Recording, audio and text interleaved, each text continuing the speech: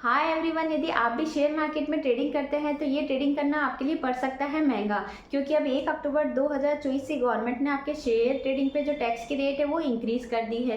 तो रिसेंटली जो हमारा बजट 2024 प्रेजेंट किया गया था, उस बजट में शेयर ट्रेडिंग की जो टैक्स रेट है वो गवर्नमेंट ने इंक्रीज कर दी। और स्पेशली ये टैक्स रेट जो है वो आपके फ्यूचर और ऑप्शन के केस में गवर्नमेंट ने इंक्रीज की है।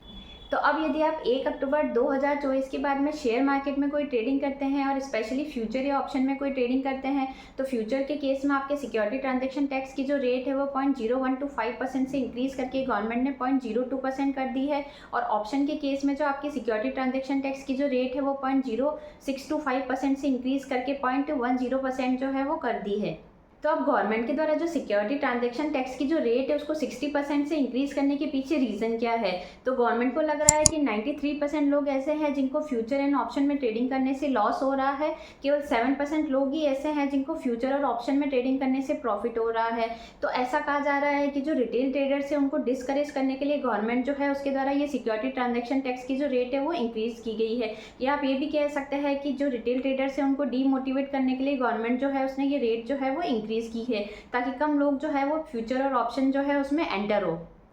तो अब ये जो सिक्योरिटी ट्रांजैक्शन टैक्स है वो क्या होता है? तो ये जो सिक्योरिटी ट्रांजैक्शन टैक्स होता है वो आपके द्वारा कोई भी सिक्योरिटी है जो कि परचेज की जाती है या सेल की जाती है, जिसमें इंक्लूडिंग आपका ऑप्शन, फ्यूचर या इक्विटी शेयर हो गया, तो उस टाइम जो है वो आपसे ये टैक्स जो है वो कलेक्ट किया जाता है। अब ये जो ट्रांजेक्शन है वो आप किसके थ्रू कर सकते हैं? तो हमारे इंडिया में कई सारे ऐसे स्टॉक एक्सचेंज बने हुए हैं जहाँ पे आप अपने ट्रांजेक्शन जो है वो एग्जीक्यूट कर सकते हैं, जैसे कि NSE हो गया, BSE हो गया, बॉम्बे स्टॉक एक्सचेंज हो गया। अब स्टॉक एक्सचेंज जो है वो क्या करता है कि जब आपके द्वारा कोई ट्रांजेक्शन एग्जीक्यूट किया जाता है तो उस टाइम आपके ट्रांजेक्शन जो है उस पर सिक्योरिटी ट्रांजेक्शन टैक्स जो है वो कलेक्ट किया जाता है, और फिर वो जो टैक्स है वो गवर्नमेंट को जमा करा दिया जाता है। तो अब आपके द्वारा जब ऑप्शन और फ्यूचर में ट्रेडिंग की जाती है तो उस केस में आपके जो ऑप्शन होता है उसको वैल्यू किया जाता है प्रीमियम पे, और आपका जो फ्यूचर होता है उसको आपका वैल्यू किया जाता है एक्चुअल ट्रेड प्राइस पे। अब मान लो यदि आपके द्वारा ऑप्शन या फ्यूचर में अगर कोई ट्रेडिंग की जाती है और उस केस में अगर आपको कोई भी प्रॉफिट है या लॉस हो रहा है, तो उस केस में आपको ITR फाइल करनी कंपलसरी है क्या? तो यस, आपको ITR फाइल करनी कंपलसरी भी है, और ये इनकम जो है वो आपकी बिजनेस इनकम मानी जाएगी। यानी कि आपको क्या करना है कि इसको PGBP के हेड में शो करना है और इसके संबंध में आपकी ITR 3 जो है वो फाइल की जाएगी।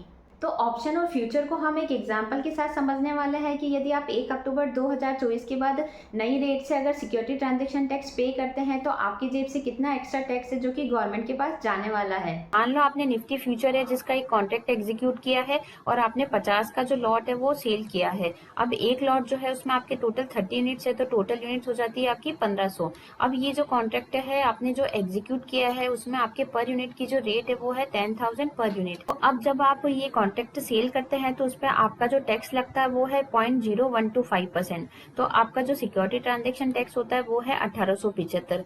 तो ये जो आपकी टैक्स लगा था वो आपका लगा था 1 अक्टूबर 2024 से पहले, यानी कि 30 सितंबर 2024 से पहले अगर आपने फ्यूचर में अगर कोई डील करी होगी या कोई ट्रांजेक्शन किया होगा तो उस पर आपका जो टैक्स है वो लगा होगा 0.0125% से। अब मान लो यदि आपने 1 अक्टूबर 2024 या उसके बाद अगर कोई कॉन्ट्रैक्ट है जो कि सेल किया है, तो उस केस में आपकी जो रेट है वो बजट 2024 में इंक्रीज होके 0.02% हो गई है। तो उस केस में अब आपकी जो सिक्योरिटी ट्रांजेक्शन टैक्स आता है 3,000 रुपए का। तो यहाँ पे आपका एक दिन में कितना टैक्स है जो कि इंक्रीज हो गया, वो है 1,125 रुपए। अब ये एक्स्ट्रा टैक्स है जो कि आपको 1 अक्टूबर 2024 के बाद गवर्नमेंट जो है उसको पे करना पड़ेगा।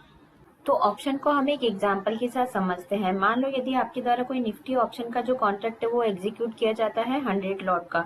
अब आप अगर ऑप्शन में कोई ट्रेडिंग करते हैं तो उस केस में आपका जो सिक्योरिटी ट्रांजेक्शन टैक्स होता है वो प्रीमियम पे लगाया जाता है।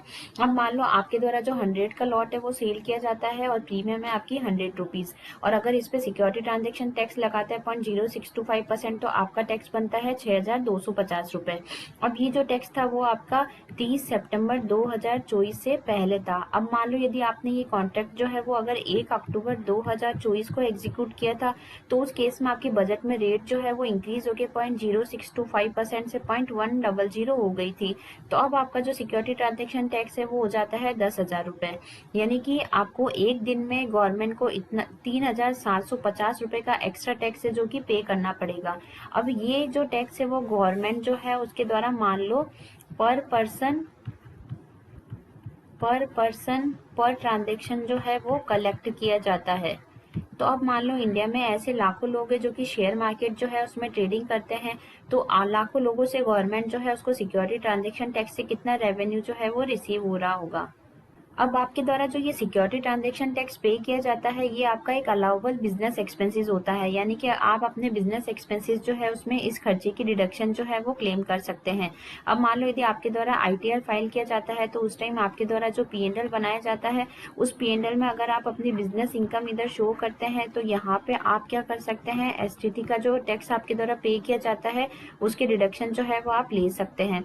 अब इस केस में मान लो ये 10,000 रुपए का जो आपने एसटीटी पे किया है, अगर ये आप डिडक्शन क्लेम कर लेते हैं, तो अगर आप मान लो 10% के टैक्स ब्रैकेट में आते हैं, तो आपका 10% से 1,000 रुपए का टैक्स सेव हो जाता है। अब मान लो यदि आप आ रहे हैं 20% के टैक्स ब्रैकेट में, तो वहां आपका 2,000 का टैक्स सेव हो जाता है। ब्रैकेट में आते हैं तो उस केस में आपका जो है वो 3,000 रुपए का टैक्स है जो सेव हो जाता है। तो अब यहाँ पे गवर्नमेंट जो है उसने आपसे एक्स्ट्रा टैक्स जो है वो कितना लिया है, 3,750 रुपए का, और आपको जो डिडक्शन अलाउड की है वो है सिर्फ 10, 20 या 30% जिस भी टैक्स ब्रैकेट में आप आते हैं। तो अब जहां 93% लोग हैं जिनको ऑप्शन और फ्यूचर में ट्रेडिंग करने से लॉस हो रहा है, और केवल 7% लोग ही ऐसे हैं जिनको ऑप्शन और फ्यूचर जो है उसमें प्रॉफिट हो रहा है, तो उस केस में यदि आप भी मान लो शेयर मार्केट में, और स्पेशली अगर आप फ्यूचर और ऑप्शन के केस में एक्सपर्ट नहीं हैं या आपको अच्छी नॉलेज नहीं है, तो उस केस में आप ऐसे ट्रांजेक्शन जो है उससे दूर रहें।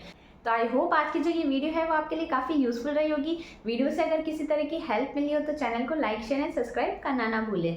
Thanks for watching.